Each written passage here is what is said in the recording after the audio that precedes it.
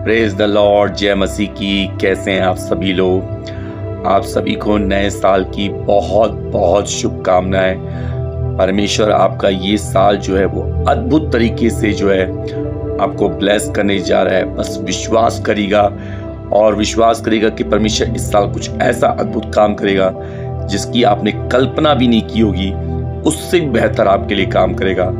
क्योंकि ये साल जो है वो सुपर नेचुरल मिरेकल होने वाला है। तो आपके साथ जो भी मिरेकल होगा वो सुपर नेचुरल होगा, जिसकी आपने उम्मीद अगर की भी होगी तो उतनी उस हद तक उम्मीद नहीं की होगी कि इतना भी बेहतरीन हो सकता है, इसकी मैंने इमेजिन नहीं किया था। अच्छा बीतेगा ये तो विश्वास लगे, इतना अच्छा बीतेगा इसकी कल्पना हमने नहीं की थी। आइए पहले हम वचन की ओर चलते हैं। हम वचन खोलेंगे दूसरा कुरिन्थियों 5:17। दूसरा कुरिन्थियों 5:17 वचन को पढ़ेंगे। इसीलिए यदि कोई मसीह में है तो वह नई सृष्टि है। आमीन, हालेलुया। एक बार फिर से पढ़ेंगे। इसीलिए यदि कोई मसीह में है तो वह नई सृष्टि है, पुरानी बातें बीत गईं, देखो सब बातें नई हो गई हैं। आमीन, हालेलुया। आइए हम प्रार्थना की ओर चलते हैं। धन्यवाद यीशु, धन्यवाद यीशु, धन्यवाद यीशु। धन्यवाद पिता परमेश्वर, आपसे विनती प्रार्थना करते पिता परमेश्वर की यहाँ पे उपस्थित होइए, अपने वचनों के अनुसार हमसे बातचीत करे पिता परमेश्वर। जीवान से है मेरी हो पिता परमेश्वर, परंतु शब्द आपकी ओर से होने पे पिता शब्द मैं विश्वास करता हूँ पिता परमेश्वर, ये अद्भुत काम आपने कर दिया है, मैं आपको धन्यवाद देता हूँ। इसी विश्वास के साथ इस प्रार्थना को हमारे जिंदा खुदा प्रभु यीशु मसीह के नाम से मांगते हैं, सुन और कबूल कर। आमीन, आमीन। तो मेरे प्रियो, जैसा कि पौलुस की ये लिखी हुई पत्री है, तो जैसा कि इसमें कहा कि जो मसीह में है, मसीह में मतलब जैसे हम विश्वासी मसीह में है, जो परमेश्वर पर विश्वास रखते हैं, अपने जिंदा खुदा को जानते हैं कि वो बहुत जल्द आने वाला है। तो जो लोग भी मसीह में है वो सभी क्या है? एक नई सृष्टि है। नई सृष्टि मतलब कहने का मतलब कि हम जो पुरानी जिंदगी जी रहे थे, जो भी पुराने ख्यालात थे, जो भी हमारा पहला एटीट्यूड था, जो भी चाल चलन था, वो सारी पुरानी बातें बीत गई हैं और मसीह में आने के बाद हम नए हो गए हैं। तो मेरे प्रियो, क्योंकि नया साल है, अब जो नया साल है तो मैं उन मसीहों से भी विशेष तौर पे कहना चाहूँगा, उन मसीह भाइयों बहनों से, कि आपको मैं पहले भी कई बार बोला हूँ कि बहुत से मसीहत में रहते हुए भी मसीहत में नहीं रहते हैं। वो सिर्फ नाम के लिए मसीहत में रहते हैं। काम अगर आप उनके देखेंगे तो आप कहेंगे अरे ये मसीह में है, ये मसीह में है। मैंने बहुत लोग को देखा है, जैसा कि कुछ मेरे पहचान में भाई हैं, बहन हैं, उनसे अगर एक रत्ती बराबर भी गलती हो जाती है तो पता है उनके जो गैर विश्वासी लोग हैं, जो अन्य जाति के लोग हैं, वो उनके ऊपर उंगली उठाने चले आते हैं कि आप ऐसे क्या गलत काम कैसे कर रहे हो, गलत शब्दों का उपयोग कैसे कर रहे हो, गाली गलौज कैसे कर रहे हो, गलत वीडियो कैसे देख रहे हो, बहनों को गलत या बेटियों को गलत नजर से क्यों देख रहे हो। जब वो मसीह भाई लोग जब अन्य जातियों को, जो गैर विश्वासी, जो विश्वास में नहीं है, जब उनको वो लोग समझाते हैं, मतलब जो विश्वासी है अविश्वासी को जब समझाता है कि आप हमारे ऊपर उंगली उठा रहे हो, पहले खुद को भी तो देख लो, आप कौन सी अच्छी जिंदगी जी रहे हो।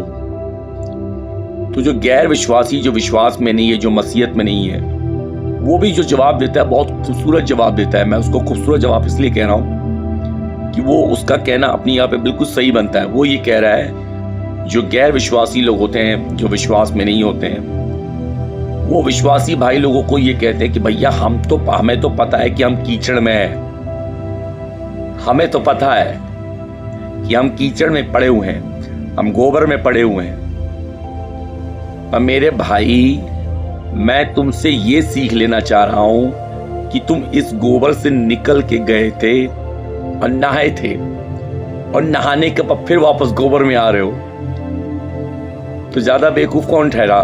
बाकी मैं क्षमा चाहूंगा इस तरह का वर्ड का मैं उपयोग कर रहा हूं, तो कौन अक्लमंद माना जाएगा?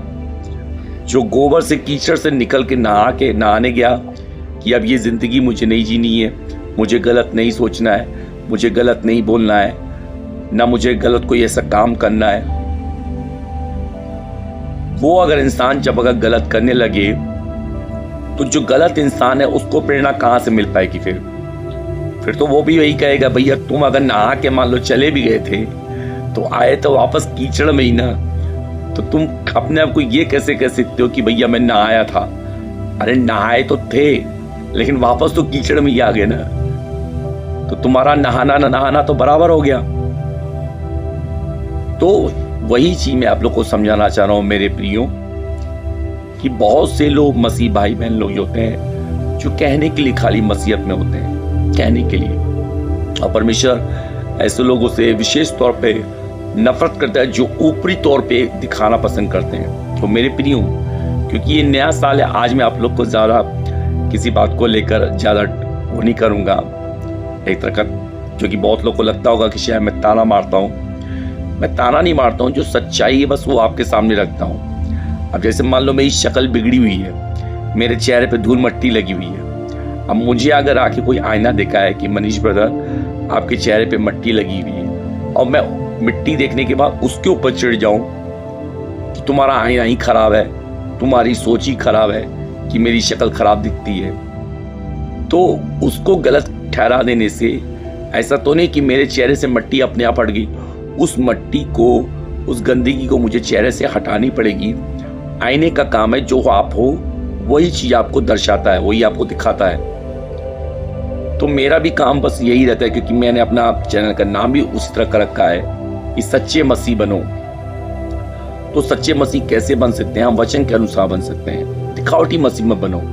हम चर्च में पहले भी कई बार बोल चुका हूँ, हम चर्च जा रहे हैं, उपवास कर रहे हैं, वचन पढ़ रहे हैं, ये सब चीजें जो आए बहुत लोग कई दिखाने के पर्पज से करते हैं। आप बहुत से पासवानों को चाहे देखोगे, बहुत से ऐसे होते हैं पासवान जो पासवान की ऐसी पवित्र पोस्ट पर रहते हुए भी उनके कार्य, उनका बोलचाल, उनका चाल चलन देखेंगे तो आप खुद कहेंगे कि भैया अगर ये पास्टर अगर ऐसा है तो फिर कलीसिया कैसी होगी। उसी से हम इंसान अंदाजा लगा लेता है। बहरहाल, जैसा कि मैंने कहा कि इस साल मेरा ज़्यादा आप लोग को वैसा कुछ कहने का नहीं है। मैं आज आप लोग को क्या समझाना चाह रहा हूँ बीते पिछले साल आपने जो गलतियां की हैं, मैं भी अपने आप को इंक्लूड कर रहा हूँ इसमें, क्योंकि मुझसे भी गलतियां हुई हैं पिछले साल। शायद मेरे मुंह से भी बहुत से गलत शब्द निकले हैं, मैं अपने आप को भी इसमें इंक्लूड करके चल रहा हूँ। कोशिश ये होनी चाहिए, हमारा अपना खुद का एक निर्णय होना चाहिए, एक डिसीजन होना चाहिए हमारा कि ये नया साल जो है हम पूरी तरह से कोशिश करेंगे कि परमेश्वर को समर्पित हो। और परमेश्वर को समर्पित करने का एक ही तरीका है कि हम अपने बोलचाल से, अपने चाल चलन से, अपने व्यवहार से, सिर्फ दिखाने के तौर पे नहीं। कई बार क्या होता है कि हम लोगों के सामने तो अच्छा बन जाते हैं, पर पीठ पीछे चाहे अगर जब आते हैं तो चाहे अपने आप से भी चाहे अगर बात कर रहे होते हैं तो कहीं ना कहीं हम बुराई ही कर रहे होते हैं। ये देखो वो मेरी बात समझता नहीं है, वो ऐसा है, वो ऐसा है। क्योंकि खुदा हमारे जब गुप्त के कामों को हमारे परमेश्वर जब जानता है तो गुप्त में चुपके से जो हम बड़बड़ा रहे होते हैं, क्या उसको नहीं जानेगा परमेश्वर? तो वो चीज़ नहीं करनी है, वो चीज़ नहीं करनी। ठीक है, हम इंसान हैं, गलती हो जाती है हमसे। अगर गलती भी हो जा रही है तो उसी टाइम आप जो है खुदा के सामने घुटने टेकें और परमेश्वर से क्षमा मांगे कि प्रभु निकल गया मेरे मुंह से, मैं इसके लिए क्षमा चाहता हूँ। मेरे जुबान को आप कंट्रोल में रखिए कि मैं ऐसा कोई वर्ड न यूज़ करने पाऊँ जिससे कि किसी का दिल दुखे। आप किसी भी अपने प्रोफेशनल में हो सकते हैं, हो सकता है आप कोई माँ है, कोई बहन है, कोई भाई है, कोई पति है, कोई पिता है, तो प्लीज़ आप अपने आप को जो है कंट्रोल में रखना चालू रखिए। क्योंकि आत्मा के जो 9 वरदान है उसमें सबसे महत्वपूर्ण जो वरदान, जो सबसे इम्पोर्टेंट वरदान कहा जाता है वो है संयम। अपने आप को संयम रखना आप सीख लिए ना तो आधी जंग तो आप समझ लो ऐसे ही जीत गया। खुदा के इतने करीब आप आ जाओगे कि खुदा आपको खुद ही नहीं छोड़ना चाहेगा। वैसे तो उसका वचन ऑलरेडी है कि मैं न कभी तुम्हें छोड़ूंगा, मैं न कभी तुम्हें त्यागूंगा, पर किनको? परमेश्वर उन्हीं को सच में नहीं छोड़ना पसंद करता है, उन्हीं को त्यागना पसंद नहीं करता है। तो मेरे प्रियो, परमेश्वर उन्हीं को त्यागना या छोड़ना पसंद नहीं करता है जिनके हृदय में सच में पछतावा रहता है कि हाँ परमेश्वर ये गलती हुई है मुझसे और मैंने इस पे अपने को कंट्रोल भी किया था, लेकिन न चाहकर भी मुझसे हो गया। क्योंकि अगर आप देखेंगे प्रभु यीशु मसीह के जो 12 चेले थे, ऐसा नहीं है कि बाइबल में उनके बारे में डिटेल में चाहे नहीं लिखा गया, लेकिन जितना भी लिखा गया है जिनकी छोटी मोटी गलतियाँ लिखी गई हैं। जैसे एक बार चेले आपस में लड़ भी रहे थे कि कौन ज़्यादा परमेश्वर के करीब है, यीशु मसीह के कौन करीब है, कौन ज़्यादा श्रेष्ठ है, इस तरह की बातों को लेकर। या एक बार परमेश्वर प्रचार करने गए होते हैं तो उनको खाने पीने की चीज़ों की वस्तु की ज़रूरत होती है, उनके अविश्वास को भी दिखाता था, उसमें झलकाता था। तो फिर भी परमेश्वर पता है क्यों उनको चुना हुआ था, क्योंकि परमेश्वर को पता था कि ये जो इनके जो व्यवहार है या इनका जो चाल चलन है वो इसकी वजह से भी है कि जो पुरानी ज़िंदगी से लोग निकल के आए हैं वो कहीं ना कहीं इनके ऊपर हावी है। होता है ना कभी कभी कि आप जैसे घर में कोई पुराना बर्तन हो और बहुत ज़्यादा काला पड़ गया, उसमें कार्बन लग गया है, तो आप अगर पहले दिन जब धोएंगे तो कुछ हद तक उसमें आपको साफ होगा, वो कुछ हद तक साफ होगा। और उसके बाद आप हल्का हाथ मारेंगे रोज अगर, तो उतना अच्छे से साफ नहीं होगा वो। जितनी मेहनत आपने पहले दिन की थी उतनी मेहनत आप जब उसमें रेगुलर कुछ दिन तक लगातार जब करते हैं तो धीरे धीरे धीरे धीरे धीरे वो सारी मैल, वो कालापन जो है वो गायब होना शुरू हो जाता है। तो यही चीज परमेश्वर भी जानता था कि मेरे ये जो अनुयायी है, जो मेरे 12 चेले हैं, इनके अंदर ऊपरी परत में चाहे इनकी मट्टी कितनी भी जमी पड़ी है, पर इनका अंदर का जो हृदय है वो गोल्डन से भी ज्यादा प्योर है और हीरे से भी ज्यादा चमकदार है।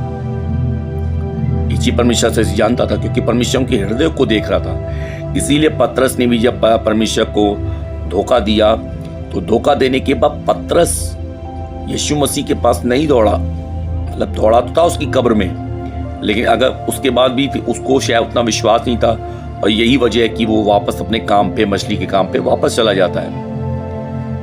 तो वो अपने काम पे इसलिए भी वापस चला गया कि वो दुनियावी चीजों में इतना वो मतलब कहीं ना कहीं फंसा पड़ा था, इसीलिए कहीं ना कहीं फंसा पड़ा था कि उसने सोचा कि अब प्रभु तो चले गए हैं तो क्या करें भैया, चल के काम ही कर लेते हैं। तो वो सोच के चला गया था कि उसके हृदय में कहीं ना कहीं वो बेचैनी, वो तड़प थी परमेश्वर के प्रति, एक अफसोस भी था। इसीलिए परमेश्वर उसके पास स्वयं चल के गया, उनको क्षमा किया। सिर्फ इतना ही नहीं बल्कि थॉमस को भी देख ले, थोमा जो था उसे तो परमेश्वर के जीवित उठने पे ऐसे सवाल कर दिए जो बाकी के 10 चेलों में उस तरह का सवाल उठाने में हिम्मत नहीं हुई थी। उसने कहा मैं तो तभी विश्वास करूंगा जब तक मैं उसकी कमर छिदे हुए हाथों में उंगली डाल के न देख लूं, उसके जो सीने में, जो उसके पेट में जो भाला भोंका गया था, वो जो छेद हो गया है, उसके पूरा उसके अंदर मैं हाथ डाल के देखूंगा। अब बताओ भैया, इस तरह का तो विश्वास था इन लोगों का। फिर भी परमेश्वर ने उनके उस विश्वास को जानते हुए भी फिर भी क्यों उनको गले लगाया, उनको अपना हाथ दिया उसको कि लो भैया चेक कर लो, मैं जीवित हूं, मैं ही हूं, कोई और नहीं है। लो तुमको मेरा पेट देखना है, मैं पेट खोल के दिखा दे रहा हूं, देख लो, चेक कर लो, वही छेद अब भी मेरे पेट में है। तो अपने घाव को दिखाने से, लेकिन परमेश्वर वहां पे ये भी कहता कि धन्य है वे जिन्होंने बिना देखे विश्वास किया, जिन्होंने मेरे घावों को नहीं देखा लेकिन तब भी विश्वास करते कि परमेश्वर ने कितनी तकलीफ सही। तो मेरे प्रियो, लेकिन इस बात से मैं ये समझाना चाह रहा हूं कि परमेश्वर जो है वो हमारे हृदय को देखता है। तो मेरे प्रियो, अगर नए साल में 365 दिन मजाक नहीं होता है, कहीं ना कहीं हमसे हो जाता है, चाहे ऑफिस में हो, घरों में हो जाता है, लेकिन पछतावा आपके अंदर रियल होना चाहिए। और एक जो ईगो होता है ना कि मैं क्यों माफ़ी मांगूं, मैं क्यों उसके सामने जाऊं, या मैं उसको सॉरी को बोलूं, वही हमेशा ऐसा करता है। चाहे कोई घर में आपका कोई ऐसा बेटा है, मान लीजिए, जो कुछ काम काज नहीं करता है, हुक्म चलाने में लेकिन बहुत आगे है, कोई दिक्कत नहीं है। मान लीजिए कभी आप उसको सुना दिए, सारा दिन तो घर पे पड़े रहते हो, जो सुनाया आपने उसको गलत नहीं सुनाया, लेकिन क्योंकि आप माँ हैं, अब माँ है तो माँ होने के नाते अगर आपको रिग्रेट हो रहा है कि वाकई में मैंने कुछ गलत वर्ड बोल दिया, उसको ऐसा नहीं बोलना चाहिए था, कुछ अलग तरीके से भी समझा सकती थी।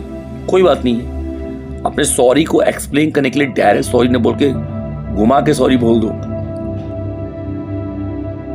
कि उसको अपनी का में गलती पे कुछ पछतावा हो कि हाँ वाकई में मम्मी अगर मुझे कुछ काम बोल रही थी या पापा कुछ काम बोल रहे थे तो एटलीस्ट सुन लेना चाहिए था, उस काम को कर लेना चाहिए था।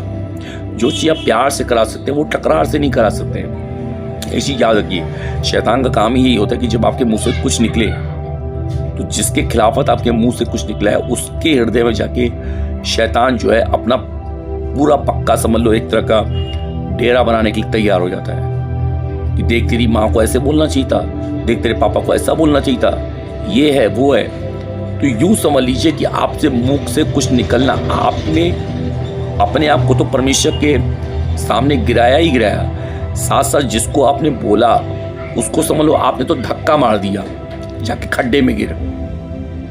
इस तरह का काम किया आपने, क्योंकि वो जिस गड्ढे में जाके गिरा उसमें इतनी कीचड़, इतनी मैल, इतनी बदबू, इतनी सड़न, सब कुछ है जो शैतान की ओर से उसके दिमाग में भरा जाएगा। तो ये समझ लीजिए आपने दोनों का नुकसान किया, खुद का तो किया ही किया अपनी जुबान का, लेकिन साथ साथ सामने वाले का भी किया। तो इसीलिए आपको ये नए साल ये चीज नहीं करनी है कि ना खुद का नुकसान करना है ना अपनों का नुकसान करना है। हो सकता है आपकी पत्नी जो आपकी बात को नहीं मान रही है, अपनी जुबान पर कंट्रोल रखो यार। होती हैं बहुत सी ऐसी कम पत्नियां जो कमाती हैं लेकिन और घर का काम भी करती हैं, जो कि अप्रिशिएट करना भी चाहिए, लेकिन वो इस घमंड में आ जाती हैं फिर कि मैं ही कर रही हूँ, मैं घर चला रही हूँ, मैं और क्या कहते हैं ऑफिस का काम भी देखती हूँ, सब कुछ करती हूँ। बहुत ज़्यादा एक ईगो आ जाता है, एक घमंड आ जाता है। मैं बकरी की तरह मैं करने लगती है। ये नहीं सोचती है कि आप जो कर रहे हो वो आपको सामर्थ्य कौन दे रहा है उस कार्य को करने के लिए। खुदावंद दे रहा है, खुदावंद दे रहा है। और अगर सच में घर में कोई ऐसा व्यक्ति है जो असक्षम है, उतनी नहीं कर सकता आपकी है, जितना उससे हो पा रहा है वो उतना कर पा रहा है, तो मान लीजिए कि कोई ऐसा व्यक्ति है जिससे नहीं हो पा रहा है काम, तो कोई दिक्कत नहीं है, कोई दिक्कत नहीं, कम से कम वो एटलीस्ट कर तो रहा है।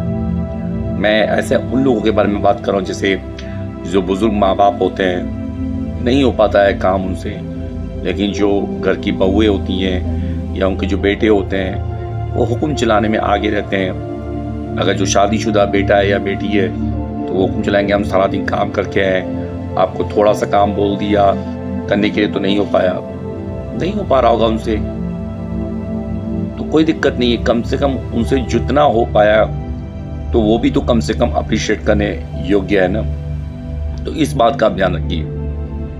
और रही बात जो मैंने बहनों के लिए बोला कि जो बहनें कमाती हैं और उनके अंदर घमंड आ जाता है, जो पत्नियां होती हैं मतलब कि हम ही सब कुछ कर रहे हैं क्योंकि हम दोनों तरफा का देख के चल रहे हैं बैलेंस, तो ऐसा नहीं है। इस तरह का घमंडों में तो ज़्यादातर होता है, वैसे औरतों में भी आता ही है लेकिन मर्दों में भी रहता है। मैं मर्दों को इसमें, लड़कों को जो है, आदमियों को इसमें कोई तरह की छूट नहीं देना चाहूँगा, बल्कि वो 2 कदम आगे ही होते हैं।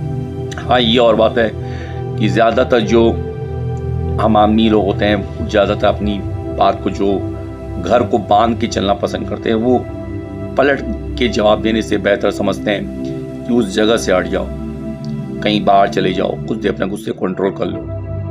घर के माहौल ख़राब हो रहा है मेरे वजह से, तो बेहतर है कि चलो भैया थोड़ा बाहर से घूम के आते हैं, थोड़ा माइंड फ्रेश कर लेते हैं, या परमेश्वर का अकेले में आराधना कर लेते हैं, या वचन पढ़ लेते हैं। लेकिन कुछ ऐसे होते हैं कि जो नहीं करते हैं, डायरेक्ट बोल देते हैं मुझ पे, भाई मैं कमा रहा हूँ, मैं सब कुछ कर रहा हूँ, मेरे भरोसे तुम लोग खा रहे हो। होता नहीं ईगोपन, ये चीज नहीं करनी है। तो मेरे प्रियो, इस चीज का विशेष ध्यान रखो। और मैं उन सारे भाइयों बहनों से भी कहना चाहूंगा जो कामकाजी ना जॉब करते हैं, मतलब कई बार होता है कि जैसे आपको बॉस ने कोई ऐसा काम दिया हुआ है जो आपका ही काम है, लेकिन कभी कभी कुछ ऐसे आ जाते हैं ना हमारे जो बगल में काम कर रहे होते हैं, अरे प्लीज़ प्लीज़ प्लीज़ मेरा भी काम ये कर दो ना, प्लीज़ मुझे समझा दो ना, डिस्टर्बेंस करने आ जाते हैं। कोई दिक्कत नहीं है, मुस्कुरा के कर दो, खुदावन के करीब जाओ। तो इस साल अपने आप में ये निर्णय लीजिए कि हमें कहीं भी जो है अपनी जुबान का गलत इस्तेमाल नहीं करना है। न सिर्फ बाहर दिखाने के लिए लोगों को, वो चीज हमारे हृदय में भी होनी चाहिए। क्योंकि ये चीज याद रखिए, परमेश्वर आपके बाहरी चरित्र से पहले अंदरी चरित्र को देखना ज्यादा पसंद करता है कि अंदर में आपके क्या चल रहा है। परमेश्वर ने कहा है ना कि व्यभिचार करने से ज्यादा खतरनाक जो है व्यभिचार के प्रति सोचना खतरनाक है। खाली हम किसी औरत को बुरी नजर देख लें, खाली हम सोचे कि ये गलत है, नहीं भैया।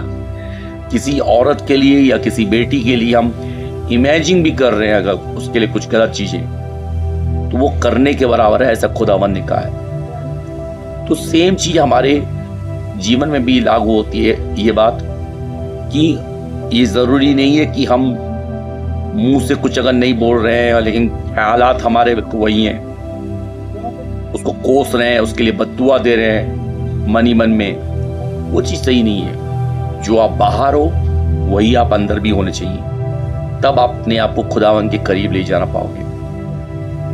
उसके बाद देखिए आप परमेश्वर आपके लिए कैसे रास्ते खोलता है, आप खुद हैरान हो जाओगे, खुद हैरान हो जाओगे। देखो ऐसा है कि घर को या गली को, मैंने पहले भी शायद कहीं बोला हुआ एक बार, घर को आप जितना साफ रखोगे बीमारियों से उतना ही दूर रहोगे, जितना गंदा रखोगे बीमारियों को उतना ही अपने करीब पाओगे। डिपेंड आपके ऊपर होता है कि आप क्या चाहते हो, घर को गंदा रखना या घर को साफ रखना। और हमारा ये शरीर जो है ये परमेश्वर का घर है, उसका मंदिर है। आप जितना इसको साफ रखोगे परमेश्वर आपके मंदिर में उतना ही आना चाहेगा। और जब परमेश्वर हमारे अंदर में आ जाएगा, जब पवित्र आत्मा हमारे अंदर आ जाएगी, तो वो चीज हमारे कामों में, हमारी बातों में, हमारी सोच में वो दिखता है। पवित्र आत्मा तभी आएगी जब इस मंदिर को हम साफ रखेंगे, इस घर को साफ रखेंगे, अपने शरीर को, अपनी सोच को, तभी आएगी। इस साल आप ये चीज का निर्णय जरूर लीजिएगा।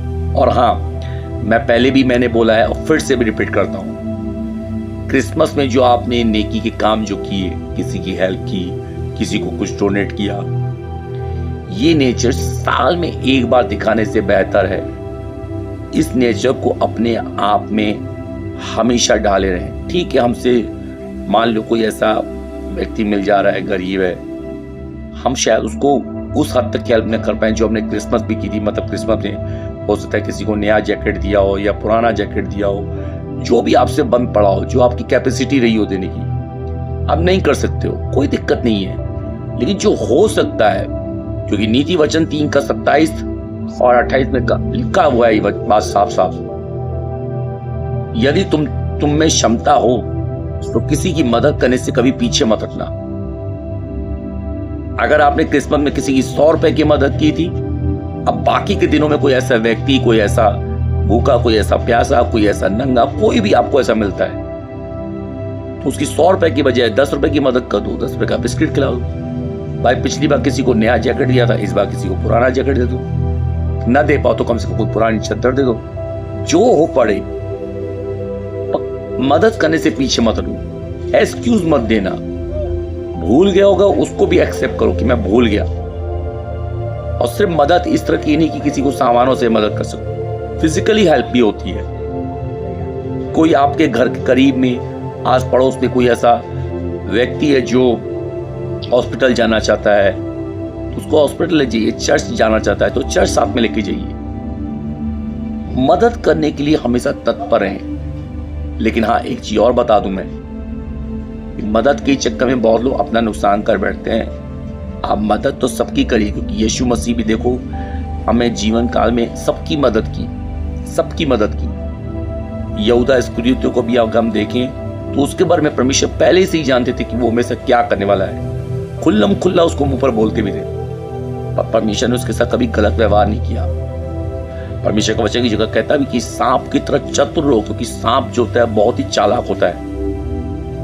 कबूतर के नाते भोले भी रहो। भोले सिर्फ चेहरे से तो भोले रहो ही, अपने कामों से भी भोले रहो। कामों से मतलब किसी की हेल्प करने से पीछे कभी मत हो। अपने अंदर जो एक काइंडनेस है, जो दयालु है, दयालु हृदय, हम्बल हृदय जिसको बोलते हैं, उससे आप पीछे न हटें। उससे आप पीछे हटें। इस बातों का विशेष ध्यान रखिए। फिर देखिए आपका नया साल कैसे बीतता है। परमेश्वर भी कहेगा कि वाह मेरे बच्चे कितने समझदार हो गए।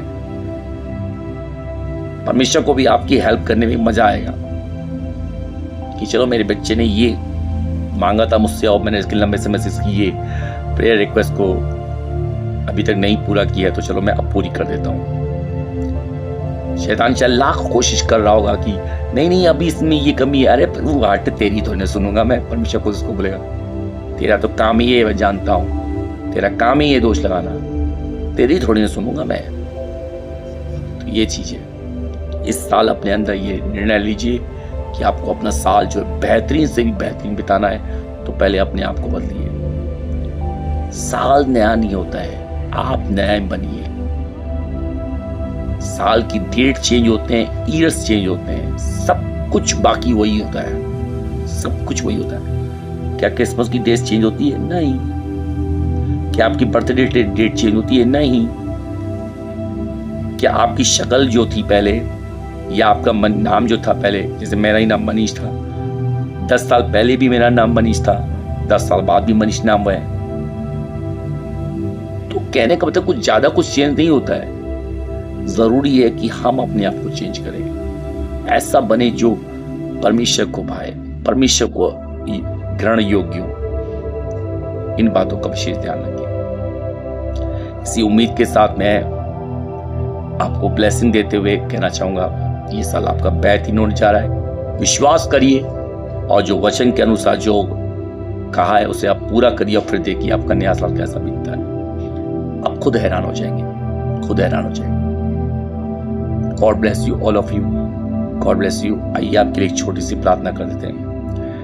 धन्यवाद यीशु, धन्यवाद यीशु, धन्यवाद यीशु, धन्यवाद पिता परमेश्वर की आज के वचनों में जो आपने हमसे बातचीत की।